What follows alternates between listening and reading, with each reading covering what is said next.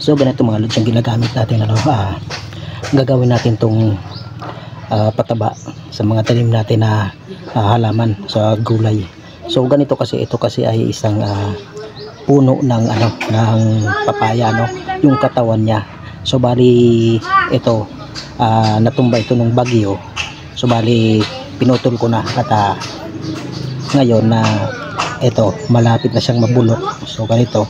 So gagawin ko dito is pipinuhin ko, ano, at ihahalo natin to sa wagayway na lupa tsaka sa iba pang mga klase ng balat ng kahoy na mga nabubulok na rin, no?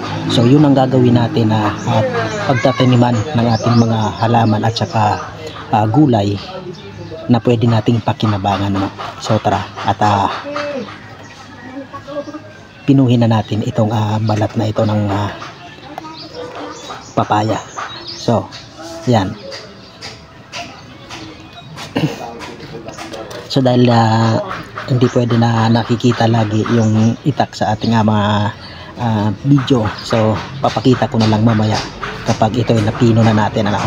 Tsaka meron din dito ang ihahalo natin dito.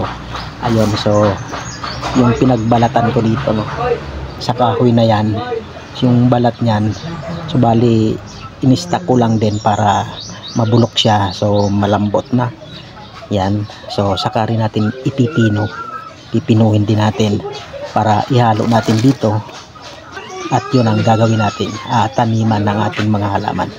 So tara, let's go.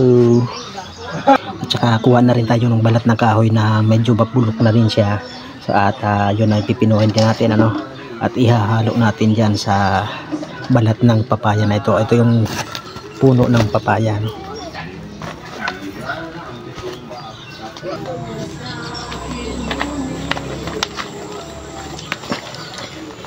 So ito naman yung balat ng kahoy, ano. So nabubulok na siya, no, palambot na. So mas mabilis na natin gawing ano to, pino, mapino natin, ano. So wag na lang natin papakita habang pinipino natin kasi ginagamitan natin ng itak. So lagi tayong nagkaka-violation kapag ganun. Sige. So tara at umpisa na natin.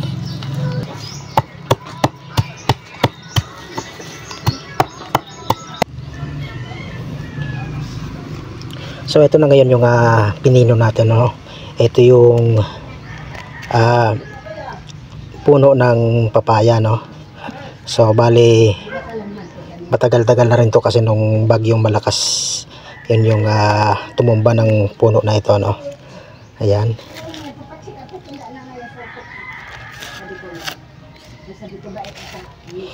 Tapos ito naman yung balat ng kahoy na pinino din natin, Ayan. So ito na nga mga lods, ano, at pino na yung ito na yung napino natin na puno ng ano, papaya. So yung balat ng kahoy, ito pino na rin, ano. So bali hahaluan na lang natin to ng wagayway na lupa. So at saka yung iba pang mga kagaya nung pinagpigaan natin ng nyug, ano, yung sapal, yun.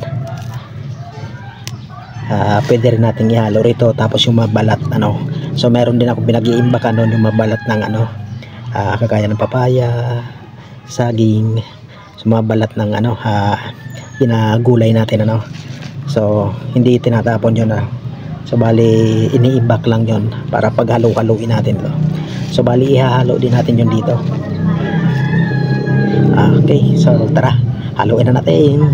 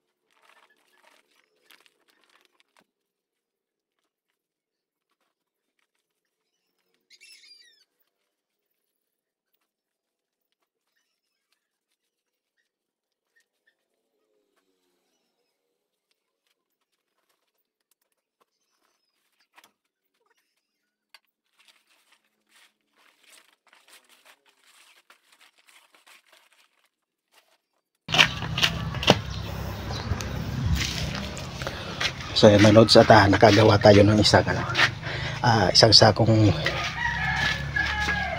pwede nating pagtaniman compost tayo ng mabalat ng kahoy, so puno ng papaya. So ayun, pinino natin tapos pinaghalo-halo, so nakabuo tayo ng isang sako na pwede nating pagtaniman ng ating mga halaman So bali bibili pa ako ng buto para may tanim natin dito sa ginawa natin na to, compost ng pwede natin gamitin pampataba o pwede rin natin pagtaniman ng mga gulay. Yan, bye bye.